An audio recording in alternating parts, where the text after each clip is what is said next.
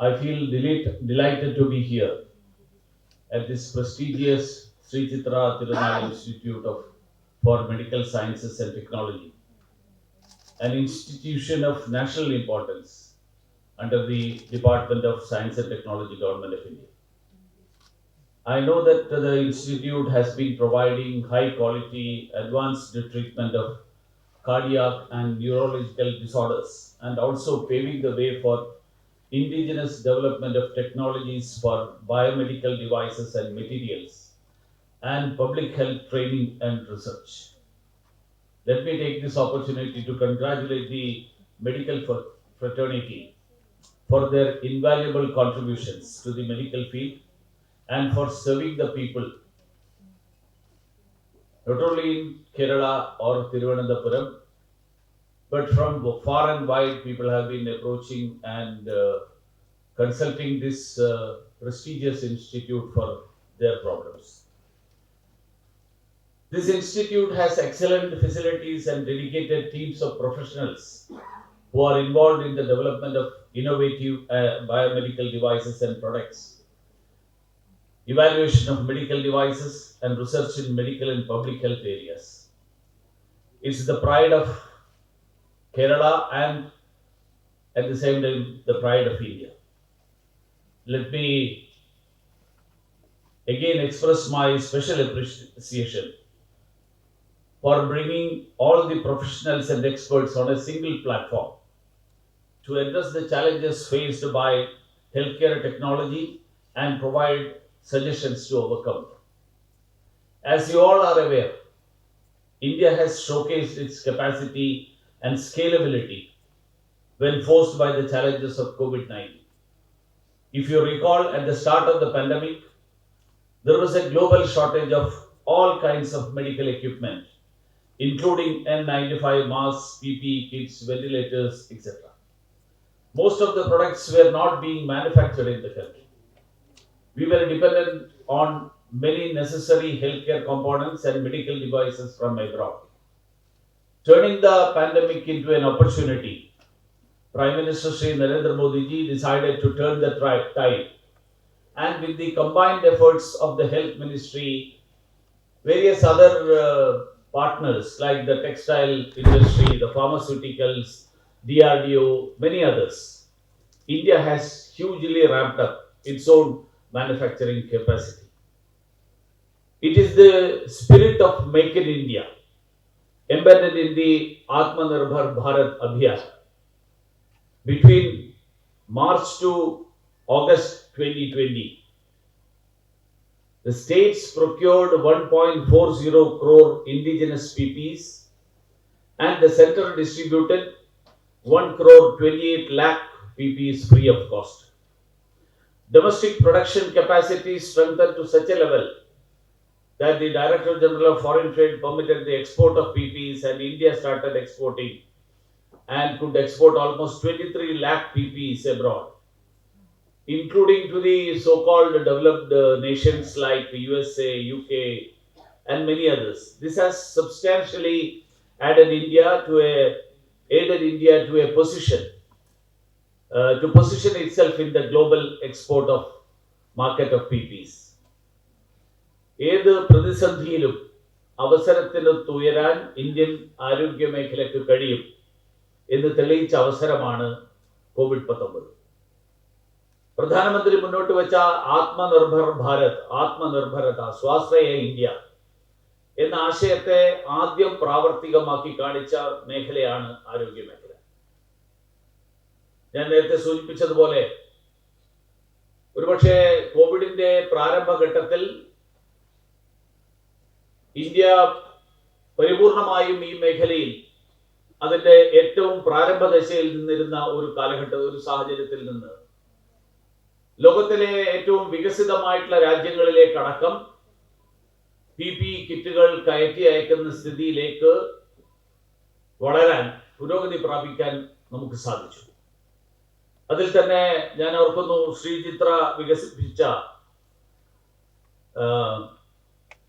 PAPR, Purifying Recipient Kit, Respirator Kit. ഈ കിറ്റുകൾ ആരോഗ്യ പ്രവർത്തകർക്ക് വലിയ ആശ്വാസം നൽകി എന്നുള്ളതാണ് ഞാൻ മനസ്സിലാക്കുന്നത്. അതുപോലെ കുറഞ്ഞ ചെലവിൽ വേഗത്തിൽ ടെസ്റ്റ് റിസൾട്ട് കിട്ടുന്ന ടെസ്റ്റ് കിറ്റ് ശ്രീചിത്ര വികസിപ്പിക്കുകയുണ്ടായി. അങ്ങനെ സ്വാശ്രയത്വത്തിന്റെ മാതൃകകൾ ഈ രാജ്യത്തിന്റെ മുന്നിൽ അവതരിപ്പിച്ച സ്ഥാപനമാണ് ശ്രീചിത്ര എന്ന് പറയാൻ എനിക്ക് ഏറെ സന്തോഷവും അഭിമാനവും. ആരോഗ്യ മേഖലയിൽ, പ്രത്യേകിച്ച് ആരോഗ്യ ഉൽപ്പന്നങ്ങളുടെ നിർമ്മാണ മേഖലയിൽ രാജ്യം സ്വയം പര്യാപ്തത കൈവരിക്കുക എന്നുള്ളതാണ് നരേന്ദ്രമോദി സർക്കാരിന്റെ ലക്ഷ്യം. മേക്ക് ഇൻ ഇന്ത്യ പദ്ധതിയുടെ ഭാഗമായി മെഡിക്കൽ ഉപകരണ നിർമ്മാണ പാർക്കുകൾക്ക് കേരളത്തിലടക്കം കേന്ദ്രം അനുമതി നൽകിയത് ഈ ലക്ഷ്യത്തോടുകൂടിയാണ്. ലോകോത്തര നിലവാരത്തിലുള്ള മെഡിക്കൽ ഉപകരണങ്ങൾ ഇതിലൂടെ ലഭ്യമാക്കാൻ നമുക്ക് സാധിക്കും. ഏഷ്യയിൽ മെഡിക്കൽ ഉപകരണങ്ങളുടെ ഏറ്റവും വലിയ വിപണികളിൽ ഒന്നാണ് ഇന്ത്യ എന്നത് നമ്മുടെ സാധ്യതകൾ വർദ്ധിപ്പിക്കുക. ലോകത്ത് അതിവേഗം വളരുന്ന മെഡിക്കൽ ഉൽപ്പന്ന നിർമ്മാണ മേഖല കീഴടക്കാൻ നമുക്ക് കഴിയും എന്നുള്ള കാര്യത്തിലും ഒരു സംശയവുമില്ല. ശ്രീചിത്ര പോലെയുള്ള സ്ഥാപനത്തിന് ഈ രംഗത്ത് രാജ്യത്തെ നയിക്കാൻ തന്നെ സാധിക്കും. സ്വാതന്ത്ര്യത്തിന് മുൻപ് തന്നെ മഹത്തായിട്ടുള്ള ഒരു ആരോഗ്യ പരിപാലന പാരമ്പര്യം പേറുന്ന തിരുവിതാംകൂറിന്റെ മണ്ണിൽ നിലകൊള്ളുന്ന ഈ സ്ഥാപനത്തിന്റെ സാധ്യതകളെ പറ്റിയിട്ട് ഈ മേഖലയിലുള്ളവർക്കോ അല്ലെങ്കിൽ ഈ പ്രദേശത്തുള്ളവർക്കോ മാത്രമല്ല, ഈ രാജ്യം മുഴുവനുള്ള ആളുകൾക്ക് പോലും ഒരു സംശയവും ഉണ്ടാവില്ല എന്നുള്ളത് കൂടി ഞാൻ ഈ അവസരത്തിൽ പറയാൻ ആഗ്രഹിക്കുകയാണ്. Friends, be it bandaging a sprained ankle, performing a surgery, or implanting an artificial hip, medical devices are central to healthcare. The cost of their manufacturing or imports has a bearing on people's healthcare expenditure. Access to good quality, affordable, and appropriate health products is indispensable to advancing universal health coverage. In this context, let me take this opportunity on behalf of the Government of India to appreciate this institute and the attendees from the medical devices industry, scientists, researchers, and students for envisioning a target that benefits the nation. I am aware that of your vision of 2047 is in line and in sync with the vision of the government, which is to make quality healthcare accessible and affordable to all. Friends, the medical device industry is a multidisciplinary sector. It has electronic equipments, implants, consumables and disposables, surgical instruments and in vitro diagnostic reagents. It's huge. Like its vastness, it has huge scope to grow. India is the fourth largest Asian medical devices market after Japan, China, and South Korea, and among the top 20 medical devices market globally. The Government of India is focusing on further boosting India's strength of skilled manpower, ease of business through various industry-friendly routes. As you all are aware, the current market size of the medical devices sector in India is estimated to be almost $11 billion, and its share in the global medical device market is estimated to be about 1.5%. But thanks to the initiatives such as the PLI and the focused approach of the Government of India, this industry is expected to grow fast at the pace of 28% each year to reach the 50 billion mark by 2030.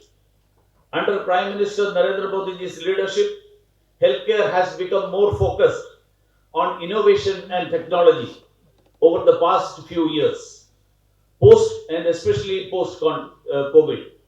And 80% of healthcare systems are aiming to increase their investment in digital healthcare tools in the coming 5 years. In the Union Budget of 22-23, 86,200 crores was allocated as budget for the pharmaceutical and healthcare sector.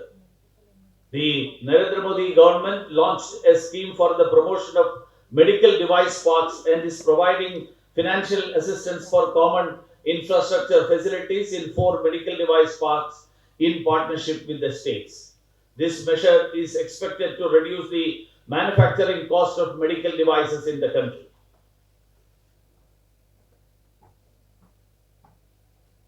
To boost the domestic manufacturing of medical devices, a production linked incentive, that's the PLI scheme, with an allocation of 3,420 crores, is also launched by the Government of India. Apart from boosting domestic manufacturing and attracting large investments in the medical device sector, this initiative is projected to result in an incremental production of almost 65,000 crores worth of materials over a period of 5 years. Definitely, this will lead to a substantial reduction in the import of target segments of medical devices and generate employment for around 40,000 persons. The export of medical devices from India stood at 2.53 billion in the financial year 21.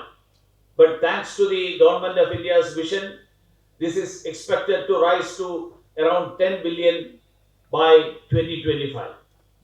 Friends, we are celebrating the 75th year of India's independence, Azadi Ka Amrit Mahotsav.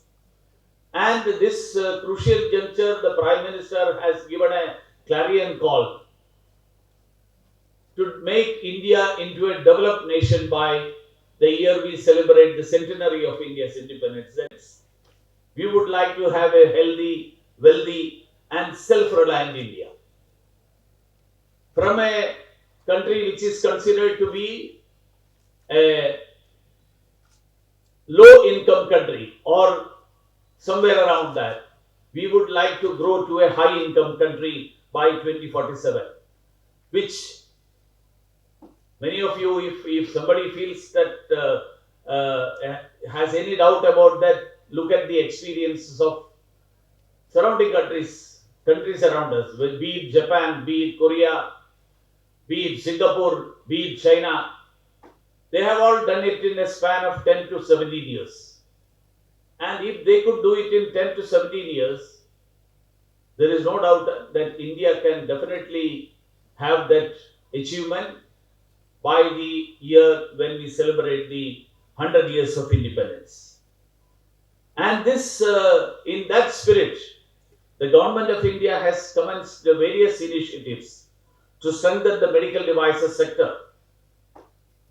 It's building an ecosystem of innovation in medical devices and drugs, thereby enhancing the industry-academia linkages to a greater extent. Keeping the needs of the common man in mind, the Government of India has taken measures to reduce its financial burden and spend on healthcare. The first step was the Ayushman Bharat scheme, equipping the common man, the poor and the downtrodden, so that he can avail good quality medical services. The second step was to provide generic medicines at affordable prices. In Kerala, around 980 Jan Aushadhi Kendras have been set up, and over 2,540 health and wellness centers are taking care of the health needs of the people of Kerala.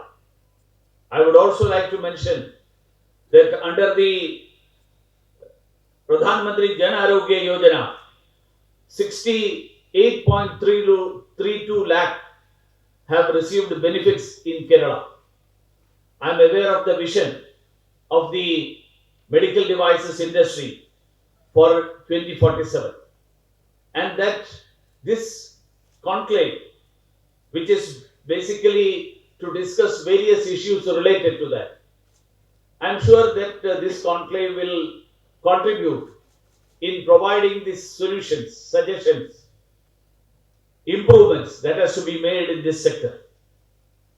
I am sure the senior authorities from the Government of India who are present here, who will be part of your discussions, they are here because Government of India is receptive to each and every section of the country.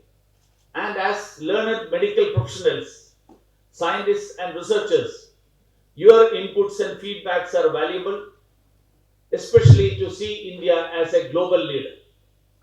Let's align our vision for 2047 as the Prime Minister gave the call that the next 25 years, which is the transformative period of India, where the 25 years from a country which has, of course, we have progressed a lot from 1947 to 2022.